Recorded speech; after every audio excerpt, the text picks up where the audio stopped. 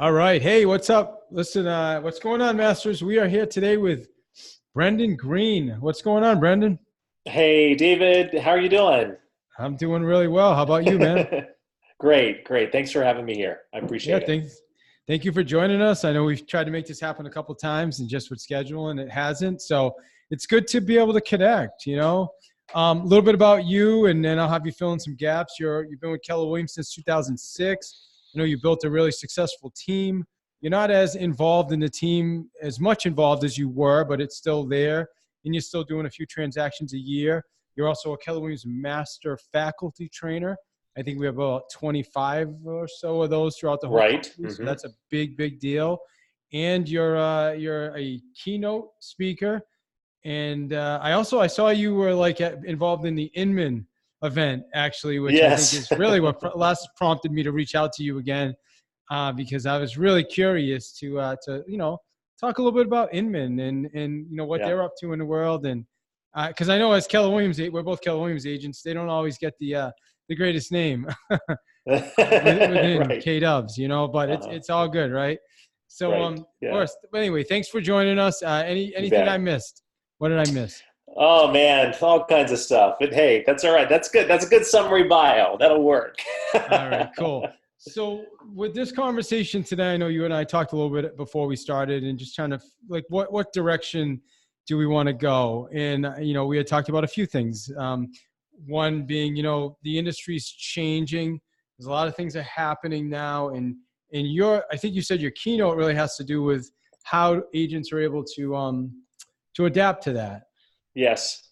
So Yeah, talk it's a little true. bit about that.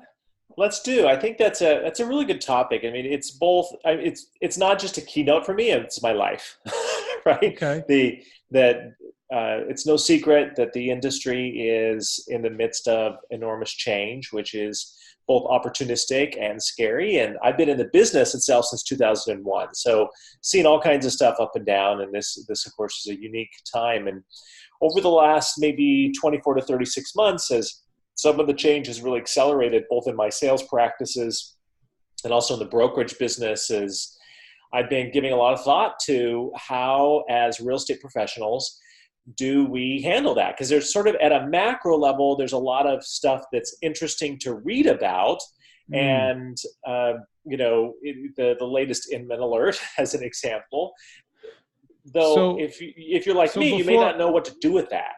Yeah. So before we even go any further, let's just pretend that somebody listening to this has no idea what we're even talking about. So Yeah. they'll change. Like what is the big change right now in the industry in real estate? There at a top level, the question about who actually is the entrepreneur is what's at stake. Okay. Is it the real estate agent? Is it the brokerage? Is it the technology company or provider? Who actually controls the relationship with the customer? Who is the entrepreneur that is driving that relationship and driving that process? That is at the heart of the question. And of course, the secondary question is who then gets paid the most in So that when you equation? say entrepreneur, what do you mean by that? Like who's the entrepreneur? Or who owns the relationship with the customer? Got it. If Okay. for I mean, if you go historically and you look at it, where real estate in its configuration currently began was in the early 1900s into the mid 1900s, and it was really about the brokerage, right? The Mm. brokerage owned the relationship with the customer. It hired a variety of salespersons, but it was clear that the brokerage owned the business. As a matter of fact, all of our real estate commission laws in the United States are organized around that concept still today, right? That it's the brokerage ultimately that's responsible for the consumer. In the 1970s, you had realty executives and then RE/MAX come on the scene who said, wait a minute, it's not the brokerage, it's the agent who owns that relationship. They're the ones out there procuring the business on a day-to-day basis. And that was the beginning of the next sort of turn everything on its head as agents started to rise in their power and their influence in the industry. Fast forward to kind of where we are now, in the last, 7 years or so, there was an awakening. It started really with the Zillow IPO in 2011, where global capital woke up looked at our real estate business and saw the billions and billions of dollars that were flowing to the sort of small real estate agent entrepreneurial shops and said, wait, there might be an opportunity here to consolidate and innovate through technology and change the game. And you saw Zillow was an early leader in that, but then you have now a variety of venture capital backed models who are challenging the very notion of who owns the relationship with the customer. And so, that's the change I'm speaking about, which is sort of both at a macro level, fundamental to our business, but then at a micro level, on a day-to-day basis, the change is, and I'm sure you can relate to this, is the consumer wants more for less, right? There's a lot of pressure around what has traditionally been our revenue models as real estate agents, which is a nice full commission. That's being completely looked at and turned on its head as well. And it's similar to what's happened to the travel industry with Expedia and sites. It's similar to Amazon's even an example of what it's done to retail. And the interesting thing is, even though those sites are their websites, they're very efficient. A lot of them actually offer a really good experience for the clients because it's so easy and efficient. And I think that's also something that they're looking to get out of the real estate industry. Absolutely. Yeah, this is a global dynamic. This is not isolated to our business by any means. It's happening across almost all sectors. If it hasn't happened yet, it's going to happen soon to all sectors. And so the question that as real estate agents we have to wrestle with is, what do we do with that? Right? At first blush, it sounds really overwhelmingly big and out of our control. Right? Especially when these venture capital backed models come into the marketplace and deploy hundreds of millions of dollars and start to look at profit as a distraction on the way to creating value. Yeah, but you need to pay your bills every month, right? And you need to make a profit, or it doesn't actually work for you. So how do you operate in the context of an industry now that doesn't have the same rules as it used to have? So, and you operate as you have to become efficient, and you have to be able to do more volume, right? Is that the answer to the question, or what?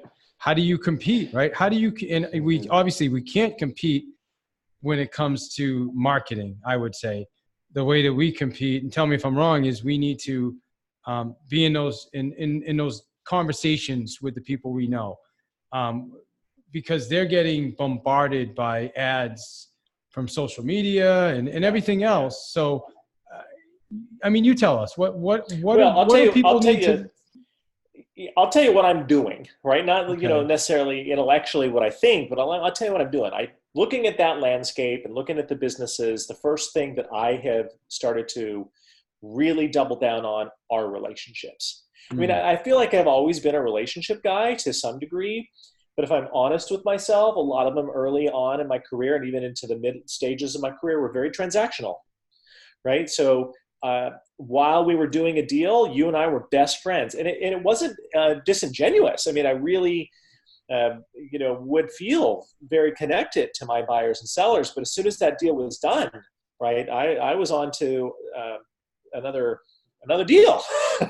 And that worked really well for me for a very, very long time.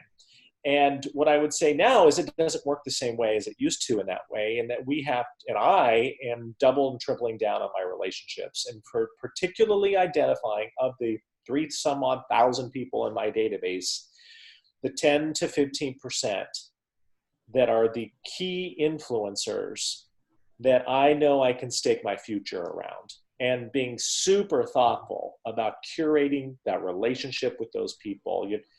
You hear like your network or your net worth is your network, right? Your network is your net worth. I guess it works both ways.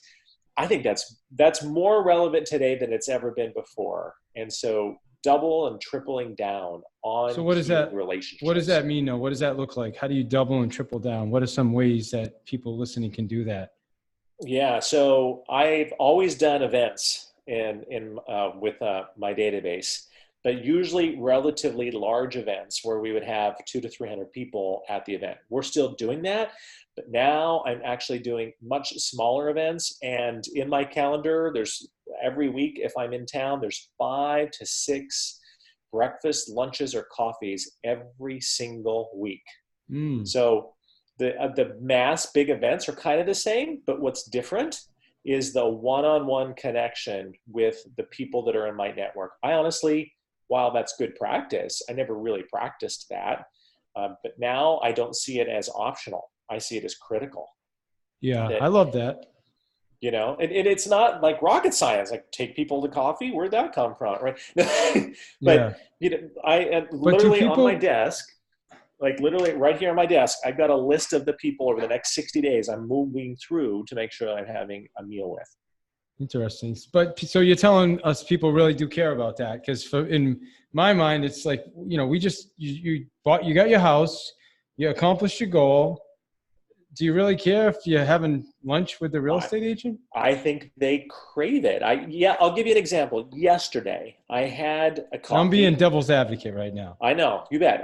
Yesterday, I had a coffee with a guy that I don't know. He's 1, 2, 3, probably transacted 4 times with me, but recently said he's not going to buy anything ever again. Right? He's going to stay in his home and retire. That's cool.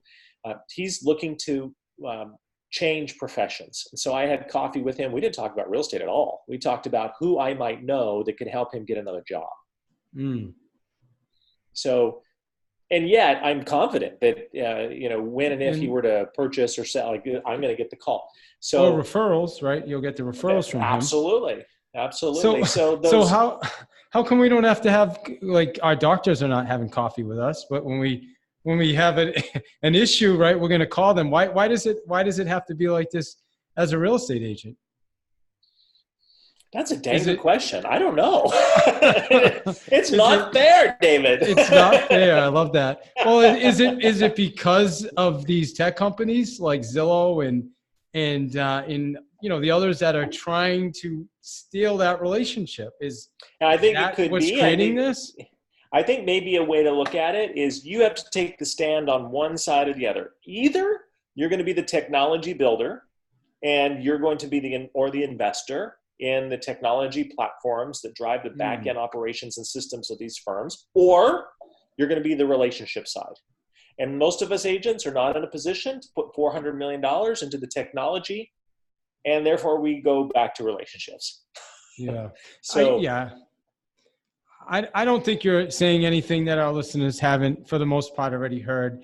You know, we talk about this quite a bit. I would like to get your perspective because you hosted the, I don't know if you hosted, but you were like the MC for the Inman event. How'd that happen, by the way? Tell us a little bit. What did you get from that? Like, what was your biggest takeaway? So how that happened, Sue Adler, who's a great agent in New Jersey, introduced me to Brad Inman, and Brad said, "Hey, I heard you're good at doing MC stuff. Would you be interested in taking a look at doing something for us?" That's how that happened. So back to relationships, right?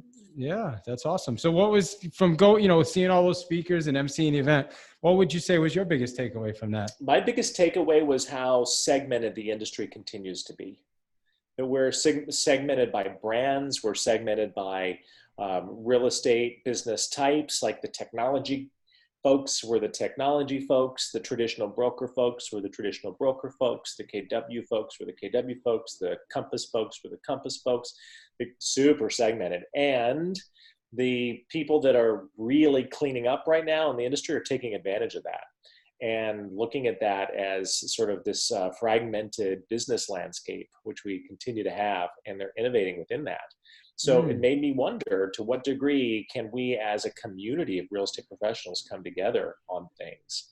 It's tough because we're all entrepreneurially oriented, independent, don't tell me what to do people. Yeah. And while we take a stand on that, and that's good in a lot of ways, I think my aha on that was it also means that we're losing a lot of opportunity and control in the business by our inability to come together as a profession and take a stand on certain things.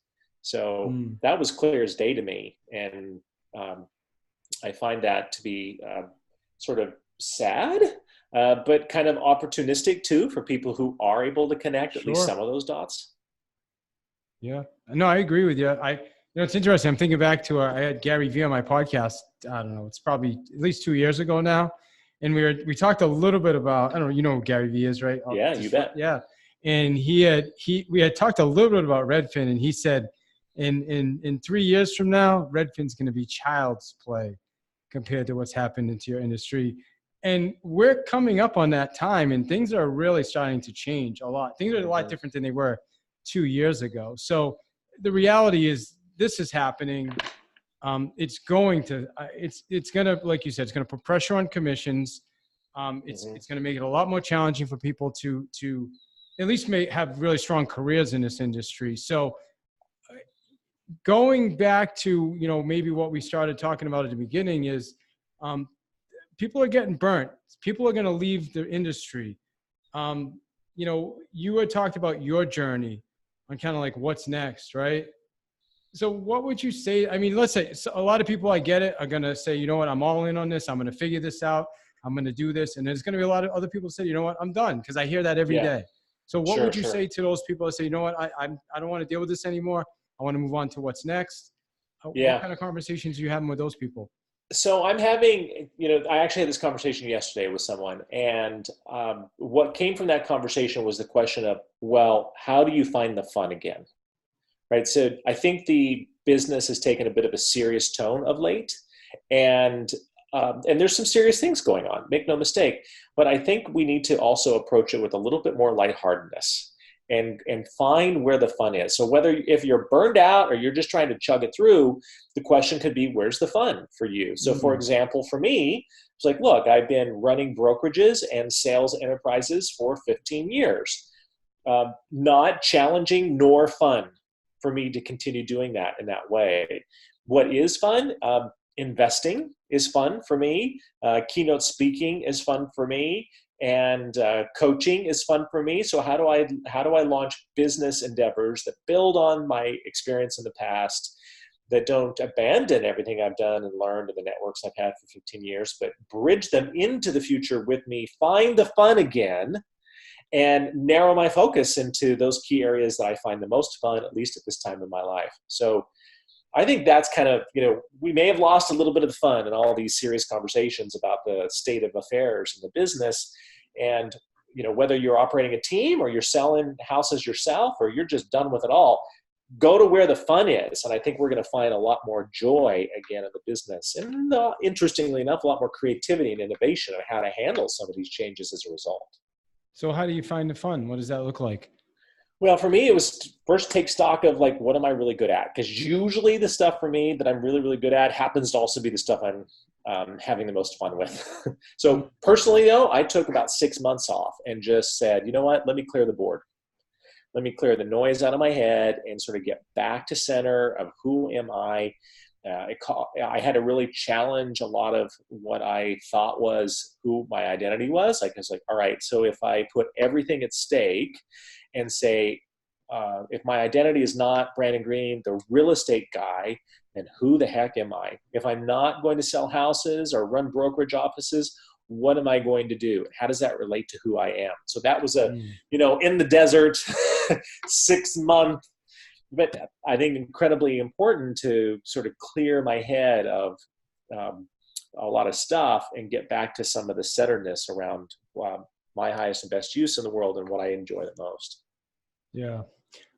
I'm Jason Abrams. I'm sure you know who he is. He does a presentation, and it's I think it's called Triple Your Business, and I'm butchering it, but it's really good. Triple your business, triple your life, or something like that.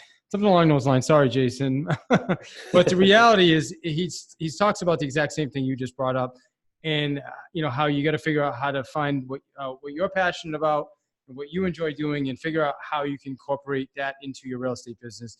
And he's got one really good example that I stole about the lady who started like a tennis club. Like, she loves tennis. She hadn't played tennis in years, and she started a group on literally like with her database and on Facebook of tennis, people that would meet every other week and play tennis together. And then it turned into this huge thing and this huge event. And then it became fun for her. And then people, her clients were having fun, and obviously what it ended up doing was growing her business again. So that's just one example, of a way to figure out what you're passionate about, what you love, and have fun doing it. Because you're right, this business Yep. can burn you out, and it can be tough. And you're working Yep. twice as hard for, unfortunately, right now, sometimes half of what you used to get for the same amount of effort. It can be Yeah. tough. So if you're orienting that way, then sometimes what you realize is there's a bunch of hidden competing commitments. And so you may want to do, the tennis event, but you've got all these hidden competing commitments which prevent you from doing it. And part of this journey that I've been on of like orienting towards the things that I really enjoy the most has also been identifying what are the rip currents that pull me back from those things that I've built into the system, either consciously or unconsciously. And what are those hidden competing commitments? A lot of them are in key relationships that you already have, that I've already had, that I've had to readjust expectations with, right? So it's more complicated than just, do what's fun. You actually have to go through a process of finding some non-negotiables, finding these hidden, weird, competing commitments that might actually be preventing you from taking the steps that you'd like to take, and you may or may not even realize it. Yeah. So essentially what you're saying is, although a lot of us say, yeah, it's a great idea. Like I want to start a triathlon series where I'm at the Y, and winter's coming where I'm from. So we want to do an indoor triathlon. Every day I have my to-do list here, and just call Jeff at the gym, and I look at it and say, oh, I got 10,000 other things to do. So I haven't made the call yet to Jeff. Is that what you're talking about? Yeah, there's a maybe that's not even a hidden competing commitment. That's a known competing commitment is your to-do list. Sure. Right? There's probably some hidden competing commitments around there, so right? What's an example of a hidden competing? Maybe a hidden competing commitment is a desire to be comfortable at 6 a.m. in the morning on a winter day. And you don't want to go running. You'd actually much rather and you're much more committed to being comfortable at 6 a.m. in your bed. That's actually what you're committed to, not running. Not me, but yeah, probably. As an example, right? Yeah. Yeah, I get it. Yeah, I love that example. I actually just signed up for a half marathon trail run. Did you? And yeah, it's in the spring, and I'm starting to work through my own hidden competing commitments around accomplishing that goal, and they've already shown up. Good for you. Oh, is that your first race? I did a 10K a long time ago, but this is definitely a little more serious. Yeah, I just finished my first half Ironman in September, man. It was amazing, dude. It was amazing. Just so many, oh my God, so many breakthroughs, and I had to learn how to swim, like the whole deal. It was just nuts. I almost quit so many times, dude. I called my wife whining. Oh my God, I got to figure out how to get out of this. Yeah. Do this. It was just, but that's why I'm telling you. Kept chugging away, brother. Just kept chugging away. It's the same thing, yeah. right? It's the same thing in business, man. Just keep showing up.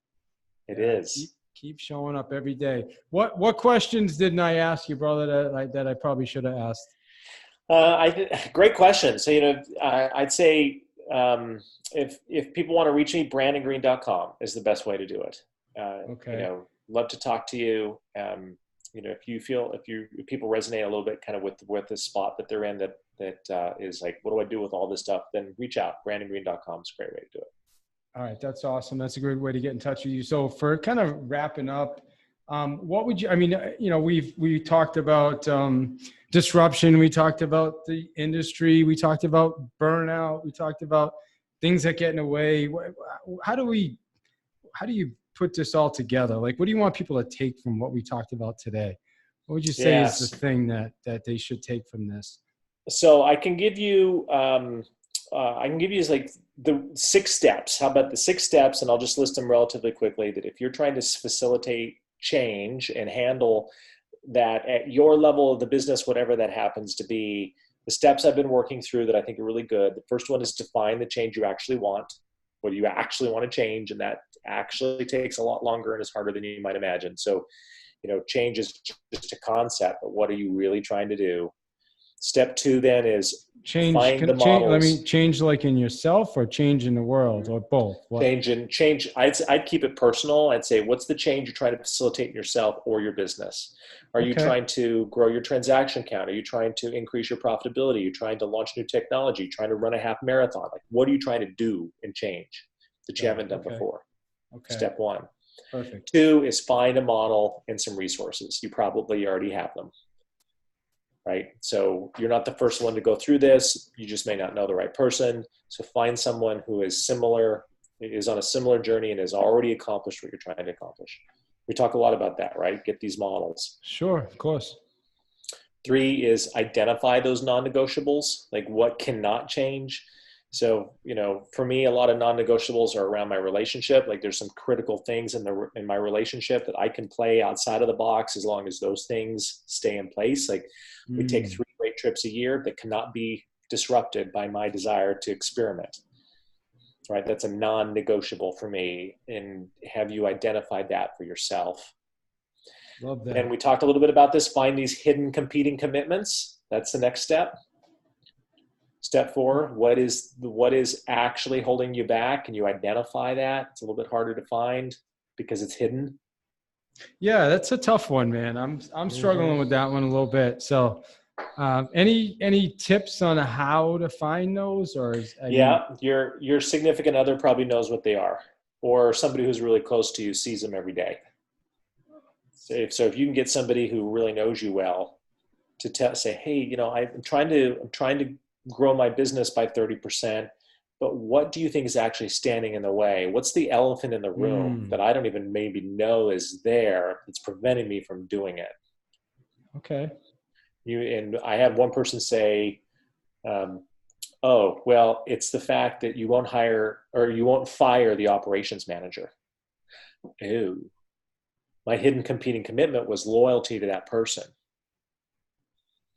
which is what was holding us back. Okay. As soon as it was said, I knew it, but I didn't know it until it was said.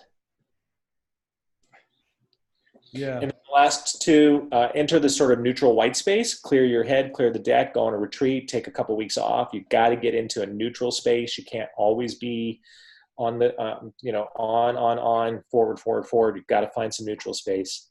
And then finally, of course, is articulate what you're doing and create an action plan around it. Make sure that that's actually grounded in reality. I love that, man. So that's what you coach on. So if somebody's interested in working with you.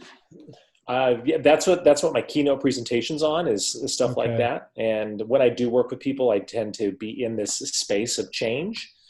I don't work with a lot of people coaching wise. I usually will work with people that are looking to do something very specific in a specific period of time. But I do have realestateonpurpose.com, which is an online coaching company for people that are looking for more ongoing coaching. I partnered with Pam O'Brien, who's a genius at coaching and curriculum. And so realestateonpurpose.com is a place where we do that. Awesome, man. Well, hey, perfect, my friend. I just want to say appreciate you, appreciate your time. Thanks for bringing us some value. And for people that want to reach out to you, realestateonpurpose.com, or is it brandongreen.com? Yes, you got it. All right. Awesome, man. Thank you. Thanks again. Thanks, David.